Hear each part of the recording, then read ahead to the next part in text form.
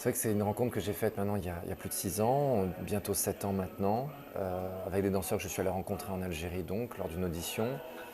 Il était important que j'aille en Algérie pour aller sur cette terre des origines, de mes origines. C'est vrai que c'est une histoire de filiation, effectivement. Je préfère souvent d'ailleurs appeler mes danseurs mes frères retrouvés.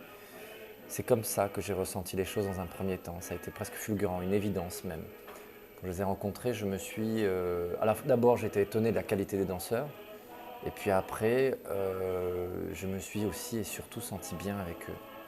Parce que travail de compagnie, et j'insiste sur le mot compagnie, c'est ça, c'est aussi vivre ensemble, travailler ensemble, mais voilà, il y a une promiscuité qui est là de fait, de par les résidences, le nombre de voyages que nous faisons, et vu qu'on a la chance, vraiment la chance inouïe de tourner énormément, fait que nous vivons ensemble pratiquement tout le temps depuis presque 7 ans maintenant. Donc en revanche, on pourrait croire que du coup il y a une sorte de fidélité de fait, une sorte de volonté établie dès le départ, que je suis fidèle et qu'eux aussi le sont envers moi. C'est vrai que je pense être quelqu'un d'assez fidèle, mais il y a eu une énorme remise en question à l'issue du premier projet que j'avais fait avec eux, Ce que le jour doit à la nuit, qui a été une création qui a abouti en 2013, qui s'est faite d'ailleurs en 2 temps. Ce que le jour doit à la nuit c'était en 2013, en 2012 nous avions une première étape de travail qui s'appelait Aldine.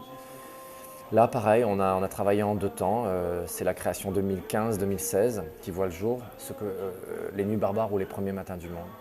Il y a une grosse remise en question entre les 2 temps. On s'est regardé un petit peu à un moment donné en se disant mais si on doit continuer ensemble, pourquoi faire, pourquoi dire? Voilà, et finalement on a choisi effectivement de continuer ensemble. Ça n'a pas été donc si évident que ça.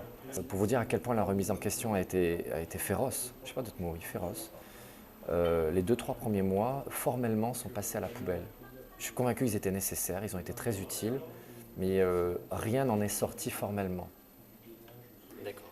Et ça nous a permis quelque part de remettre en route quelque chose, de reprendre peut-être des choses qu'on avait évoquées dans la pièce précédente, mais quelque part de pouvoir les aborder autrement, avec une autre maturité aussi.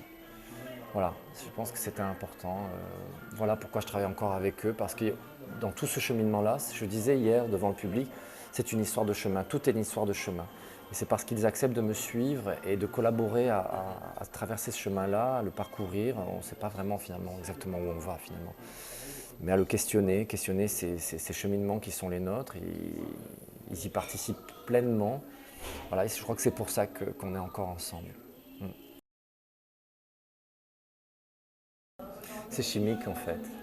Le choix d'un danseur, c'est chimique. Je n'ai pas d'autre mot. Il y a une notion de... Je ne vais pas parler de désir parce que ce serait faux. J'ai trop de respect finalement pour les interprètes qui travaillent pour moi pour parler de désir. Mhm. Et ça serait trop prétentieux de ma part. Mais c'est chimique. Il y a une histoire de peau, il y a une histoire de, je dirais même de souffle, de posture. Il y a des choses souvent qui ne s'expliquent pas. C'est de l'ordre aussi de l'amoureux. Alors je flirte avec les mots, pardonnez-moi, mais n'étant pas un grand littéraire, je vais essayer de rester prudent. Mais oui, il y a quelque chose qui est de l'ordre de l'amoureux. Mhm. Donc quand on prend un danseur, quand on se choisit aussi mutuellement, je crois aussi. Bien sûr, ouais. Il y a un petit peu ça.